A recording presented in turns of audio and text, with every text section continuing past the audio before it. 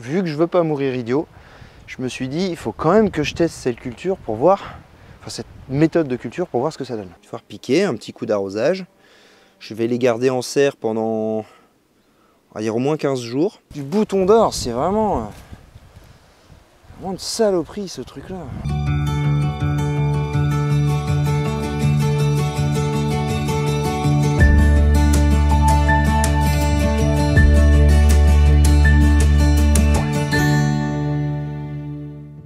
Salut l'ami, comment ça va? Bon, le lundi de mort que je viens de passer, quoi. Depuis ce matin, je voulais aller jardiner et puis te faire le petit vlog là. Depuis ce matin, je suis sur les papiers de l'URSSAF, des machins, les trucs. C'est un pataquès, pas possible, parce que du coup j'ai 2 statuts, enfin bref. Je viens même pas de finir parce qu'il me manque plein de trucs, il faut faire des déclarations, je te passe les détails. C'est épuisant, ça c'est le côté du boulot le plus épuisant je trouve. Qui n'a ni queue ni tête d'ailleurs. Pourquoi tu peux pas juste bosser, déclarer ce que tu gagnes, verser tes impôts, tes dettes sociales, le plus simplement du monde? Non, c'est un pataquès. C'est incroyable. Vive la France. Bref, on est parti pour ce petit vlog du lundi. Il est 5 h de l'après-midi. Mais on va essayer de faire quelque chose. Ah tiens, je vais te montrer d'abord un truc. Parce que j'ai récolté mon premier artichal. Je vais te montrer la petite beauté. Regarde-moi ça. Il est pas beau celui-là? Ah, j'adore. Alors on m'avait posé la question quand est-ce qu'on les récolte. Bah c'est pas très compliqué. Moi j'attends qu'ils fassent une belle taille déjà. C'est un peu l'essentiel. Et puis il faut que les feuilles s'ouvrent, tu vois, commencent à s'ouvrir. Moi je l'ai récolté un petit peu plus tôt, mais je vais te montrer pourquoi. Parce que sur mon plan d'artichal, il y en a 2 autres en formation ici.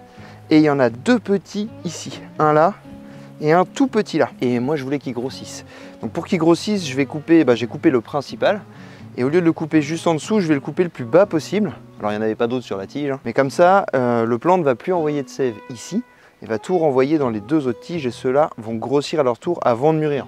Parce que si tu les laisses tous, ils grossissent pas forcément. Voilà. Bon, c'est la petite technique du jour. Là, vu que j'en ai un petit en dessous, quand je vais venir récolter celui-là, tu vois, je vais venir couper juste avant. Ça, la sève va aller là-dedans. Autre problème sur cet artichaut, tu vois que les feuilles se font dégommer, notamment les feuilles du haut, et ça c'est un peu chiant. Et ça c'est dû à une petite chenille toute fine qui va se loger généralement, tu vois, dans les extrémités des feuilles comme ici. Si tu la vois qui est pliée, quand elle est pliée comme ça, tu peux être sûr qu'à l'intérieur, il y a une petite chenille. Deuxième indice pour savoir si c'est ça ou pas, tu as plein de petits points noirs comme ça dans les feuilles. Ça, tu peux être sûr, à coup sûr, c'est des chenilles. Donc si tu as la même chose que ça, regarde bien, tu vois, ça plie l'extrémité des feuilles, ça va se loger là-dedans, ça fait une petite toile, un espèce de petit cocon blanc. Et à l'intérieur, tu peux être sûr, il y a une chenille. Donc tu l'écrases et puis termine. Bon, et puis on va un peu parler quand même des zones que j'ai fait la semaine dernière, hein. Alors, ici, j'ai donc semé de la saponaire, qui n'est pas encore sortie. Ça manque un peu de chaleur, on s'est fait une nuit à 6 degrés quand même, hein, l'autre jour. Ça pique un peu. Mais bon. On va attendre et puis on va bien voir ce que ça donne. J'en ai mis à côté. Tu vois ici j'ai de la saponaire plantée. C'est de la saponaire que j'avais fait germer en plaques. Et à la suite de ça, sous les bouteilles, il y a de la tanésie. Et dans le fond, là-bas, c'est de la catère. Je l'ai protégée avec des grosses bouteilles parce que c'est ce qu'on appelle de l'herbe à chat. Donc si je la protège pas, les chats vont me la défoncer. Voilà, elle commence à être pas trop mal. Par contre... Et c'est marrant, elle a pris une couleur brune, je sais pas trop pourquoi. Alors qu'elle était bien verte avant. Je vais peut-être la découvrir. Ou en découvrir une, comment est l'autre. On va voir ça. Ouais, l'autre brunit aussi, je me demande si c'est par rapport à la bouteille d'eau ou pas. J'hésite à les découvrir parce que si les chats vont me les défoncer, dommage quoi, j'ai que ces 2 là. Je sais pas trop pourquoi ça brunit comme ça. Bref, voilà, ici je vais planter des nouvelles courgettes, des courgettes vertes classiques. J'ai fait 2 rangs de tomates avec quelques œillets d'Inde au milieu. Ces tomates-là, ça va vraiment être du test. Je ne vais pas du tout les tutorer. Je vais absolument rien faire. Peut-être les arroser ou peut-être arroser une zone et pas l'autre. Je sais pas, on va voir. Alors à ce qui paraît, ça va beaucoup s'étendre. On sait rien. On verra bien. Les petites betteraves se portent très bien. Je crois qu'il n'y en a qu'une seule qui s'est fait dégommer. Bon. Ça va, et le petit semis de radis, tu vois, a commencé à germer, donc ça c'est cool. À la suite, on a le semis de carottes. Alors le semis de carottes n'a pas levé, hein. Forcément c'est beaucoup trop tôt, mais vu qu'il pleut assez régulièrement ici, bon ça reste humide, j'ai pas à m'en occuper. Donc ça c'est cool, c'est bien protégé par le grillage, ça bouge pas. Les courgettes n'ont pas bougé, pas de dégâts à déclarer, ça c'est cool. Ça continue de pousser un petit peu, pas trop parce que ça manque de chaleur vraiment ici. Au moins elles se font pas dégommer par les limaces, c'est déjà ça de prix. Donc c'est pas trop mal hein, franchement de les planter 100 mètres de paillage. Bah honnêtement ça marche très bien, hein. Ça marche très bien. Tout ce qui est ici, concombre, kiwano, cyclanthère, ça n'a pas bougé, ça ne se fait pas dégommer. Alors je fais un petit peu de compostage de surface, léger, sinon je vais mettre, tu vois comme hier, des feuilles de salade, des choses comme ça. Donc c'est ça qui se fait manger avant les concombres, c'est cool. Par contre ils sont pas très beaux, ils sont vert clair parce qu'on manque cruellement de chaleur ici. Mais vraiment cruellement de chaleur. Donc j'espère que ça va changer, parce que sinon je suis pas sûr que ça pousse beaucoup quoi. Les cyclanthères poussent mais le reste ça végète pas mal hein. Les loufas par contre elles se font dégommer par les limaces. Clairement mes loufas se font dégommer, à part celle qui est ici, qui arrive à s'en sortir pour l'instant. Je mets pourtant plein de trucs à côté etc, mais croire que les limaces aiment bien ça hein. Ça aime bien ça. Voilà, ça c'était pour tout ce qu'on avait vu ensemble la semaine dernière. Il y a eu une petite update. J'ai fait un semis de mesclin asiatique. Là ici, tu vois, on le voit bien sortir. C'est la première fois que je teste ça. On va voir. Les chats ont gratté une fois dedans pour les chier, hein, youpi. Mais bon, j'ai enlevé les excréments des félins et puis je remis ça propre et ça n'a pas trop gêné la germination. Si, il y a un truc que j'ai fait aussi off-cam la dernière fois, c'est qu'ici j'ai semé plein de haricots. Donc là j'ai mis des haricots nains, je crois que j'ai mis, de mémoire j'ai mis des Purple Queen, et tout du long là j'ai fait un semis de haricots Ferrari. Voilà, on va voir ce que ça donne. Les sols sont humides, c'est pas jojo pour le haricot, mais bon, on sait jamais. Dans la serre, bah, tout se passe bien, hein. On récolte des salades monstrueuses, donc ça c'est cool. Les autres elles poussent. Enfin, c'est incroyable la vitesse de pousse des salades. Tiens, il y a mon petit chat qui fait dodo là-bas. Excellent. J'ai encore des tomates, je sais pas quoi en faire. J'ai des semis de haricots qui sont sortis. Mais bon, on fera un tour peut-être un peu plus tard. Là, je voulais juste te montrer les nouvelles zones parce que bah, on les a fait ensemble la dernière fois. Et puis te montrer ce que ça donne, quoi. 1, 2, 3, 4, 5, 6, 7 qui sont quasiment toutes pleines. Les courgettes, ça devrait pas tarder parce qu'au final, elles poussent vraiment à vitesse grand V sous la serre. Je vais peut-être les planter aujourd'hui, on verra. Bref, voilà, ça c'était pour l'actu. J'ai aussi découvert mes dahlias. Ici, il commençait à coller la protection en bouteille d'eau que j'avais mis, donc c'était pas terrible, et puis il se faisait quand même manger par les limaces. Donc je pense que ça a aidé, tu sais, ça va créer un milieu chaud et humide, donc la limace va kiffer, elle a réussi à passer. Bon, donc j'ai pris la décision de les découvrir. On verra bien ce que ça va donner, hein. Une autre petite update qu'il fallait que je te montre, c'est tout ce coin-là. Tu vois, là, mon campement il est là-bas, le potager est là, les nouvelles zones sont juste là. Et j'ai débroussaillé absolument toute la montée ici. J'ai étalé une grande bâche. Alors là, je vais un peu aller à l'encontre de mes convictions et de mes principes. Cette bâche-là va rester pendant la saison sur place. Ouais, uniquement la grande, hein, les autres non. Mais celle-ci, oui. J'attends d'avoir débâché et préparé mes zones au fond là-bas pour récupérer les agrafes. Et ici, je vais la laisser et je vais faire pousser les courges sur bâche. C'est une technique que j'ai vue, à ce qui paraît ça marche très bien. Tu le sais, moi je suis pas fan de laisser du plastique dans le potager, mais vu que je veux pas mourir idiot, je me suis dit il faut quand même que je teste cette culture pour voir, enfin cette méthode de culture pour voir ce que ça donne. Donc j'ai étalé une énorme bâche ici, plein soleil, hein, le soleil vient là, et puis bah on verra bien. Voilà, la bâche qui est juste à côté, ici je vais mettre des rangs de maïs. Le maïs, j'en ai déjà fait un semis en plaque. Il pousse à vitesse grand V, donc je suis très en retard là-dessus, mais j'avais pas le temps hein, de m'occuper encore de tout ça. Donc j'ai mis la bâche, voilà, moi ça me détermine mes zones, je sais ce que j'ai à faire. Plein soleil aussi pareil, parce que l'année dernière je les avais fait pousser juste là, des tout petits rangs, et j'avais remarqué que ceux qui étaient plus exposés au soleil avaient mieux poussé. Donc voilà, ça a déterminé un peu l'emplacement pour cette saison. Et la bâche que tu vois devant les panneaux solaires là, juste ici, ça c'est pour faire 2 rangs de melon et pastèque. Parce qu'ici c'est relativement bien ensoleillé aussi. L'ombre de l'arbre elle passe au niveau de la ganivelle, là tu vois qui est en bas. Donc là c'est quasiment tout le temps soleil à partir de on va dire 10 h du matin. Après on va voir est-ce que on le fait sur bâche ou est-ce qu'on le fait sur sol normal, je sais pas encore. Ce qui est sûr, je pense, c'est que je vais mettre un tunnel de forçage par-dessus, histoire que le melon soit vraiment bien chaud. Je sais pas trop encore comment je vais faire. Je me suis dit pour l'instant je mets la bâche. On verra bien plus tard. La prise de décision se fera plus tard. Alors aujourd'hui, j'ai 2 trucs à faire impérativement.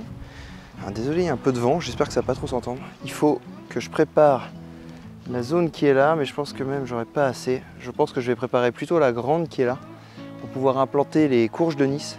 Parce que là, elles commencent à vraiment être à l'étroit dans leur plaque alvéolée. Deuxième chose qu'il faut que je fasse, c'est buter mes pommes de terre. Parce que là, elles commencent à vraiment être hautes. Il faut que je ramène du foin pour les buter. Tu vois là, à peu près la taille de celle-là. Bon bah là, il faut que je mette 20 bons centimètres de foin pour bien les buter. Et dernière chose qu'il faut faire aussi aujourd'hui, malgré l'heure tardive, c'est venir repiquer. Tu vois ici, là, j'ai des petits concombres.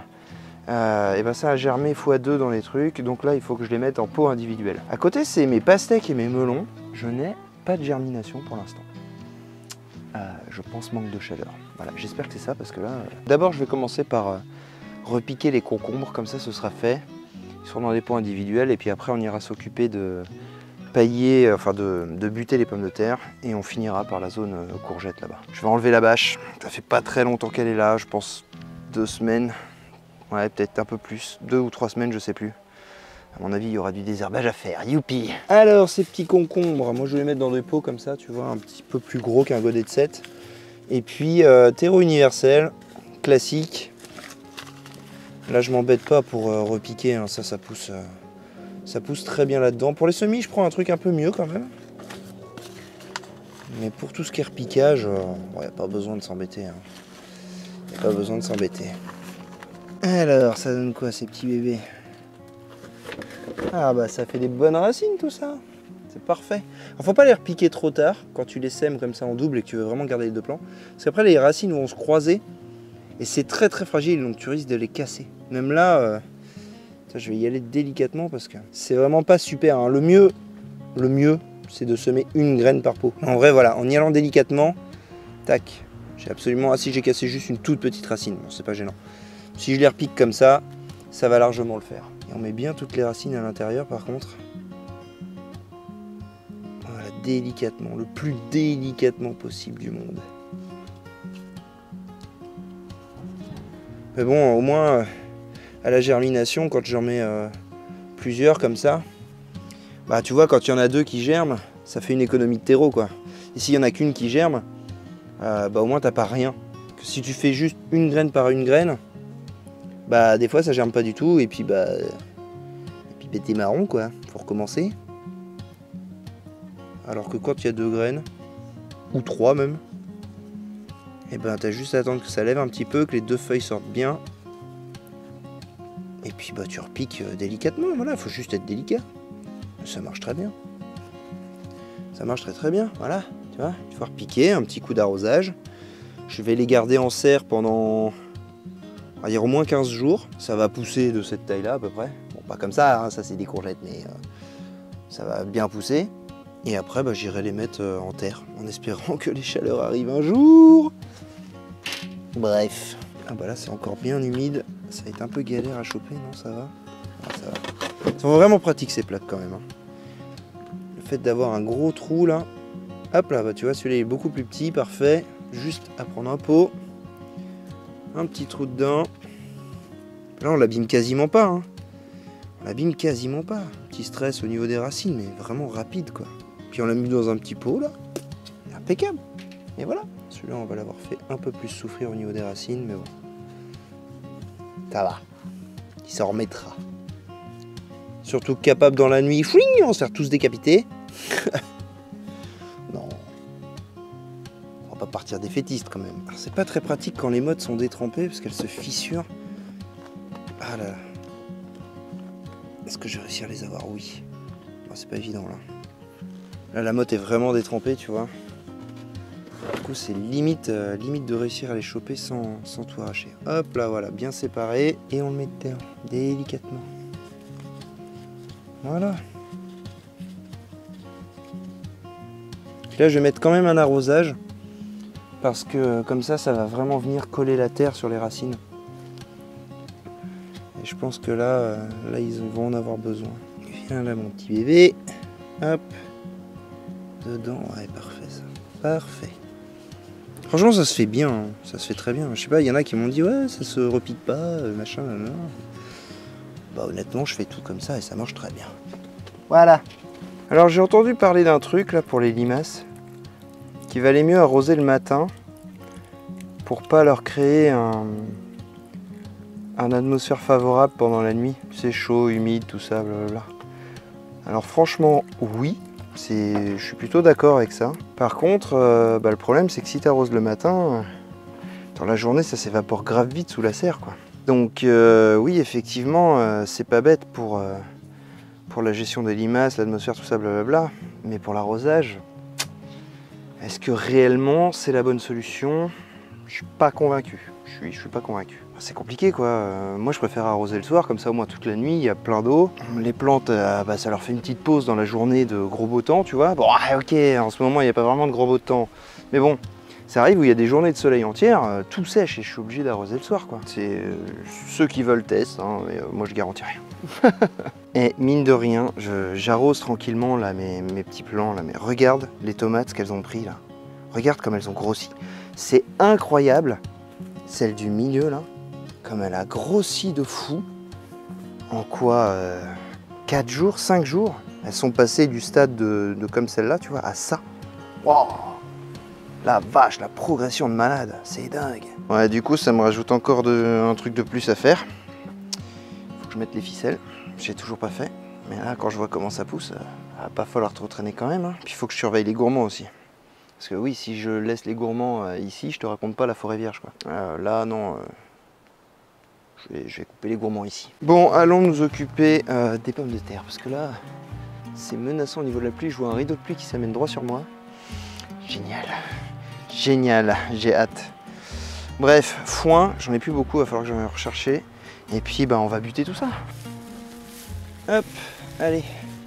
C'est une bonne épaisseur. Là, le but, c'est de protéger de la lumière les pommes de terre qui vont être au ras du sol. Parce qu'elles sont quand même 20 cm sous le sol. Mais il y en a certaines qui vont arriver au ras. Donc le but, là, juste, c'est qu'elles ne chopent pas la lumière pour pas qu'elles verdissent. Parce que si elles verdissent, bon, je suppose que tu le sais, et tes pommes de terre vont être toxiques. Voilà. Donc le but de la manip, c'est ça. C'est de buter suffisamment pour pas qu'elles deviennent toxiques. Alors on peut le faire en... Moi je le fais avec du foin parce que j'ai ça. Tu peux le faire avec tout et n'importe quoi, hein. Il y en a beaucoup qui le font à la terre. Bon, moi je fais avec du foin, c'est pratique, c'est rapide. Voilà. Pas trop m'embêter. C'est énorme ce qui pousse là. Et j'ai encore des pommes de terre qui sortent, hein. On est fin du mois de mai. J'ai vraiment pas l'impression qu'on est au mois de mai. C'est incroyable. C'est un beau mois de septembre. Et encore. Et encore. Quand je me bouffe du 5 degrés au réveil, je me dis que même en septembre il fait plus chaud normalement. C'est vraiment relou ce temps. Voilà. On va buter ça comme ça déjà, ce sera pas mal. Bon, et puis mon cerisier n'a toujours pas de feuilles, hein. Je pense que mon cerisier est mort. Génial. Quand même plein de trucs qui sont pas cool. Il y a des trucs cool qui se passent, mais là les fruitiers, je suis un peu dégoûté quand même. Ça coûte cher. C'est un peu des arbres de cœur, c'est lent à pousser. Je préfère encore me faire dégommer toutes mes patates par des doryphores que me faire dégommer mes feuilles de fruitier, quoi. Enfin bref, c'est comme ça, qu'est-ce que tu veux. Voilà, bon, ils sont déjà bien paillés, hein, en vrai. La terre est basse, hein. Ouais, bon. On rajoute un petit peu, ça serait pas mal. En fait, c'est plus derrière, ça m'inquiète. C'est avec le semis de lin bleu que j'ai fait, elles n'ont pas de paillage au sol. Il y a une bonne couche, hein.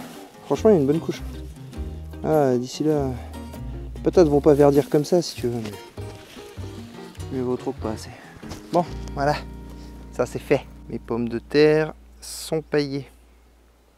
Next. Bon, je vais aller m'attaquer au truc que j'ai pas du tout envie de faire. Mais alors aujourd'hui, je te jure, pas du tout. Entre le temps et tous les papiers de ce matin, là... Le moral aujourd'hui, il est pas au beau fixe, hein. On va sentir, je pense. Bon, je vais débâcher ici, parce que là, mes courges rondes de Nice vont aller là. Je vais voir si j'ai beaucoup de désherbage à faire. Je pense parce que quand je vois la bâche gonflée comme ça pousse en dessous. On va bien voir ce que ça donne. Après quoi, 2 semaines, 3 semaines? Ah ouais. Forcément, c'est pas le même délire qu'après 3 mois. Hein. Pas du tout même. Mais bon. Ce sera quand même plus facile de désherber. Même s'il va quand même falloir le faire quoi. J'ai pas envie. Ah, caillou. Ah. En plus je fais ça, mais vu que je vais mettre mes courgettes ici, parce que la ronde de Nice ça trace, enfin, ça court un petit peu, tu sais, sur 1 mètre. Là je fais la zone, mais ça sert pas à grand chose ici quoi. C'est vraiment ici que je peux faire. Mais bon, je préfère désherber. Parce que j'ai plus beaucoup de foin, il va falloir que je me réapprovisionne. Si j'avais pu mettre du foin direct, j'aurais pas eu besoin vraiment de désherber, juste le petit coup de grelinette, ça aurait suffi. Tu vois, j'aurais mis du foin partout, ça aurait fini de crever en dessous, et encore. Ouais, si, quand même, ça aurait fait quelque chose de pas trop mal. J'aurais eu un peu de repousse, mais ça l'aurait fait. Ah, tu vois, ce qui est chiant là sur cette saison, vraiment, c'est que je commence à arriver à bout de créer des zones partout. Je pense honnêtement que là, je vais m'arrêter pour cette année. Une fois que je vais avoir fait ces 2 zones là, et puis les 3, enfin les 2 plutôt, non 3 qui sont au niveau des panneaux derrière toi. Je pense qu'après, j'arrête. Parce que là, franchement, on aura quand même déjà pas mal bossé. Hein. Faut pas déconner. Et à un moment, faut que le guerrier se repose. Et même quoi, si je donne un coup de croc là-dedans, avant de désherber, ça va pas être fou, je pense.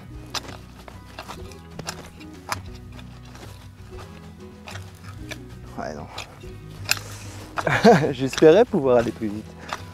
Mais non. Ah, quoique. Permet peut-être de trier quand même vite fait. C'est pas aussi agréable que les dernières zones qu'on a fait ensemble. Clairement pas.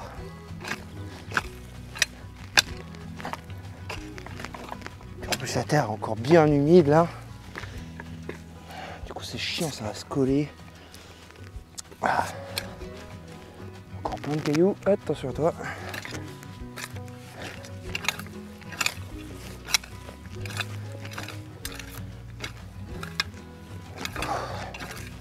Ouais, 3 mois de bâche. Hein. 3 mois de bâche. T'es pour merder. Presque pas de désherbage à faire. Franchement, je pense que ça c'est acté. Hein. Je sais pas ce que t'en penses, mais pour moi en tout cas c'est acté. 3 mois de bâche, terminé. Simplification du boulot optimum. Pas trop de pollution de ton jardin. Au moins en termes de travail derrière, qu'est-ce que c'est beaucoup plus simple. Pas toutes ces grosses touffes à gérer là. Toutes les racines sont mortes. Juste un petit coup de décompactage à la grelinette à faire. Un petit coup de croc, terminé. Là, là le boulot est pas le même hein, quand même. Le boulot est pas le même. En plus, le truc c'est que quand tu fais du croc, tu ramènes de la terre sur les herbes qui existent déjà.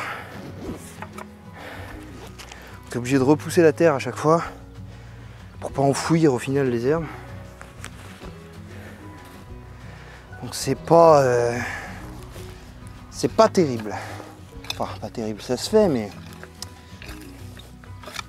tu es obligé de contrôler quand même. Au final je trouve qu'on travaille beaucoup plus le sol en faisant comme ça. Plutôt qu'en laissant vraiment longtemps la bâche quoi. Parce qu'on fait juste un petit coup de croc en surface, mais là tu vois les racines elles sont sous la terre. C'est pas fou, hein. C'est pas fou, c'est pas fou. Il faut faire peut-être racler léger comme ça. Faut enlever un maximum de trucs. On va faire des tas. On va les ramasser après. peut essayer. Ouais, bah pour avoir testé les deux, il n'y a pas photo. Je me fais bien plus chier comme ça. Il y a vraiment des journées avec et des journées sans. C'est ça qui est le plus dur à gérer, je trouve, quand tu bosses pour toi. Les journées avec et les journées sans. Parce que les journées avec, bon, c'est génial, t'avances, tu carbures et tout, c'est cool, ça te plaît. Mais les journées sans, bah t'as pas d'horaire de fin. Moi à 17 h je débauche pas. Hein. J'attaque à 7 h du matin. Et ça va, là ce soir ça va traîner jusqu'à 2-3 h je pense. Parce qu'il faut encore que toutes les images que je suis en train de te tourner là, il faut que je les monte aujourd'hui. Parce que demain je peux pas, j'ai pas le temps. On va travailler sur autre chose et puis j'ai des rendez-vous importants. Donc bah, ça va être cette nuit. Voilà, pendant que toi tu vas dormir, Ibi va travailler. C'est ça, hein, si je peux donner un conseil à tous ceux qui veulent se lancer dans l'aventure YouTube, vivre des réseaux et tout. Si je peux vous donner un conseil, réfléchissez bien avant de vous aventurer là-dedans. C'est du taf. C'est énormément de taf. Énormément. Et pour pas gagner grand-chose. Moi si j'en vis, c'est parce que j'ai pas besoin de beaucoup d'argent par mois. Je gagne pas le SMIC. Hein. Oh non, très loin de là. Le jour où vous voulez vivre de ça, réfléchis bien avant quoi. Te lance pas en mode c'est bon ça va le faire et puis au bout d'un an bah, tu te rends compte que c'est beaucoup plus dur que prévu. Parce qu'honnêtement je connais pas de métier où tu as une obligation de constance, de présence non-stop. Il n'y a pas que faire le potager, tourner les vidéos, tu vois. Derrière il faut les monter. Et puis de toute façon tu n'as pas le budget pour payer un monteur. Donc bah tu le fais toi-même. Il n'y a pas le choix. Hein. Je ne vais pas payer 300 balles un monteur par vidéo. Alors qu'une vidéo me rapporte 45 €, tu vois. Hein, c'est économiquement pas viable. Donc bah, on fait tout seul. Pendant des heures et des heures. Répondre aux questions, aux commentaires, aux trucs. C'est honnêtement, dans le potager, je passe 25% du temps, on va dire. Même pas. Franchement, même pas. 20%, on va dire. Ouais, 20%. Et encore. Ça dépend des semaines. Maintenant que j'ai le format vlog, je passe un peu plus de temps dans le potager, mais avant, je voyais mes semis. J'étais en retard sur tout. C'est un truc de fou. C'est vraiment un truc de fou. Donc tu passes, on va dire, allez, 20% pour être gentil dans le potager. Forcément, tu tournes des vidéos, donc ça te prend un temps de malade. Et qu'il vente, qu'il pleuve, hein, t'es dehors. Et puis après, tu vas passer, allez, on va dire 50% du temps sur le montage de la vidéo, l'édition, le partage, la configuration des trucs et tout. Et puis tout le reste du temps, les 30% qui va te rester, et ben c'est l'entretien de communauté, entre guillemets, j'aime pas trop appeler ça comme ça, mais c'est répondre à tes commentaires, tout ça quoi. Puis à la fin du mois, bah tu déclares, allez, tout cumulé en saison. Tu vois, au mois de mai là, non au mois d'avril, j'ai déclaré 750 € de revenus bruts. Hein. Là-dessus, tu enlèves tes joyeux 20% parce que tu habites en France. Bon, heureusement, à ce stade-là, tu payes pas d'impôts. Tu gagnes pas assez. Mais bref, tu fais tout ça pour un demi-SMIC. Donc tu vas faire 50-60 heures par semaine pour un demi-SMIC. Et un travail qui ne s'arrête jamais. Week-end compris. Voilà. 5 heures, comme je te dis, tu débauches pas. 5 heures, tu te dis pas, tiens, je vais aller planter quelques légumes dans mon potager en buvant une bière. Non. Là, il est 6 heures, je crois. Bah, je suis encore en train de tourner. Et j'ai au moins encore, je pense, 6 heures de travail encore à faire. Voilà. Donc l'aventure YouTube, ça peut paraître cool. Mais c'est un putain de marathon. C'est un putain de marathon et t'en chies comme un rat mort pendant... honnêtement, moi j'ai prévu d'en chier pendant 4-5 ans. Donc là, ça fait la 2e année. Je pense avant que ce soit... que je puisse commencer à respirer un peu. Alors au moins 2 ans. Ah ouais, facile 2 ans. Quand je vois, ça évolue pas forcément très vite. Je bosse dans un milieu qui est pas le jeu vidéo ou la paire de fesses ou le nichon bien foutu. Donc ouais, ça prend du temps. Ça prend du temps, mais bon, ça me permet quand même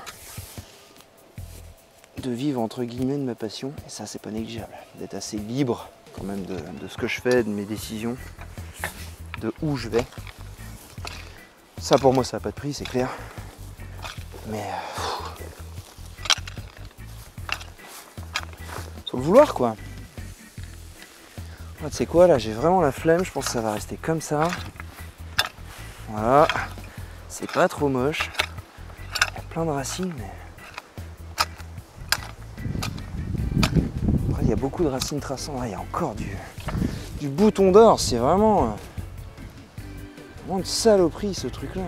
Bref, c'était la petite réflexion pour les futurs youtubeurs en jardinage. Je vais finir ça puis je te reprends après. Bon voilà, ça y est, j'ai enfin fini. La zone n'est pas folle. Ça paraît pas trop mal, mais en vrai, il y a de la racine. Alors, j'ai le choix pour les courges de Nice, tu vois, je les ai ramenées. On va les mettre, comme ça c'est fait, j'en parle plus. Donc je vais en mettre 1, 2, 3, 4, 5, 6. Soit je les mets comme ça, soit je les mets en quinconce. Mais sachant qu'elles vont tracer sur 1 mètre, si je la mets là, tu vois à peu près, elle va se retrouver là en fin de saison. Donc je pense que je vais jouer la sécu, puis je vais mettre les 6 en ligne. À mon avis, c'est le mieux à faire.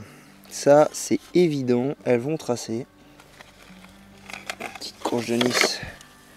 Tu vois, je les plante. Donc je t'avais expliqué. Hein. Semis graine par graine dans les plaques alvéolées de 24. Je les plante, elles font un beau système racinaire, mais ça tourne et ça remonte. Donc c'est bien, ça sèche très très vite par contre. Et tu es obligé de les planter. Généralement on attend qu'elles aient 5 vraies grosses feuilles. Parce que sinon les limaces elles vont venir attaquer là. Donc dans des gros pots, une courgette comme ça elle peut être assez grande. C'est mieux pour les planter. Mais bon, cette année j'ai décidé de tester les plaques alvéolées de 24 trous. Et ben on va jusqu'au bout du test. Voilà. Et en vrai elles se font pas trop dégommer, tu vois, les courgettes qu'on a plantées ensemble la semaine dernière. Il y en a juste une qui a pris un peu cher. Il y a une des grandes feuilles qui s'est fait ronger là, tu vois, au niveau de la tige, mais c'est tout quoi. Il n'y a pas eu d'autres dégâts. Ici je pense que ce sera plus susceptible d'avoir des dégâts parce qu'on a la forêt juste à côté. La forêt d'herbe. Alors je pense que là, il y a plus de chances qu'il y ait des dégâts déjà sur les courges. Mais bon, on va surveiller bien entendu. Puis de toute façon, en vrai, il était temps de les planter hein, quand tu vois des systèmes racinaires comme ça complètement enroulés. Bon bah là, c'est si on fait rien, c'est un peu tard pour les planter. Donc c'est bien les plaques de 24, mais faut pas hésiter à les planter tôt quoi. Si je fais 1, 2, 3, 4, 5, 6, ouais, je peux les écarter encore un peu. Hein. Ça va devenir grand ces plants. Ça va devenir même très grand. Ça c'est un truc, je me suis fait piéger la première année sur les courgettes.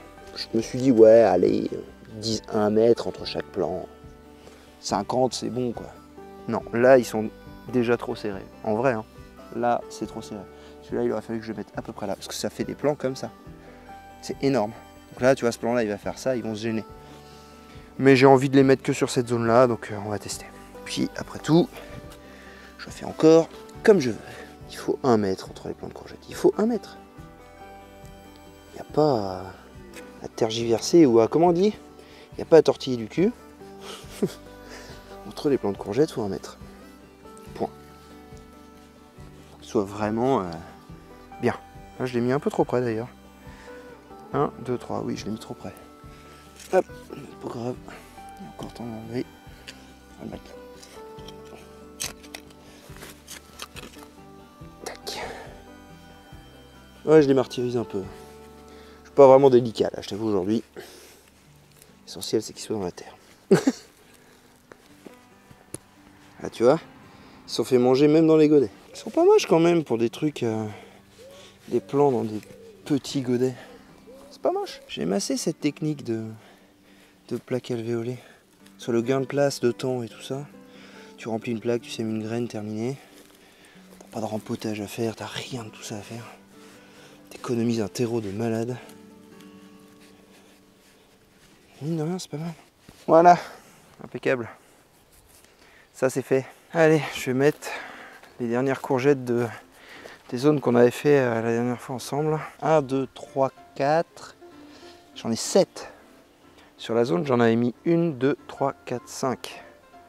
Est-ce qu'on tente de les mettre plus serrés? Ouais, puis de toute façon, j'ai pas d'autre endroit pour les mettre. Donc on va tenter serré. Ce qui m'emmerde de mettre assez proche, c'est que là, j'ai une sauge qui va être à l'ombre du cou de la courgette. Ou alors je la mets là, ça va pas changer grand chose en vrai.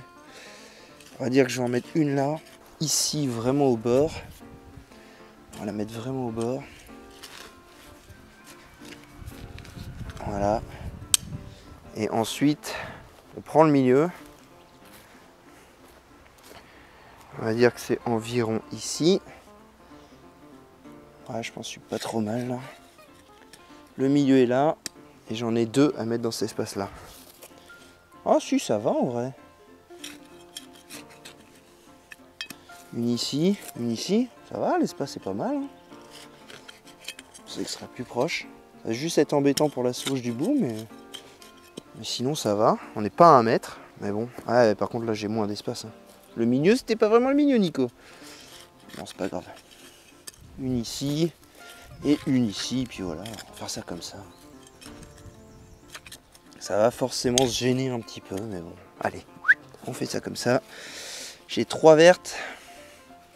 Et 4... Ah non, j'ai 3 vertes d'Italie et 4 vertes normales. À ce moment-là, on va prendre une verte d'Italie. Hop. Donc là, plus petit modèle, hein, tu vois. À peine 2 feuilles. C'est beaucoup trop tôt. Mais je les mets quand même. Sur zone découverte comme ça, il y a quand même peu de chances que ça se fasse avoir par des limaces. Ce qui m'embête un peu, c'est le paillage là. Donc je vais quand même surveiller ce soir.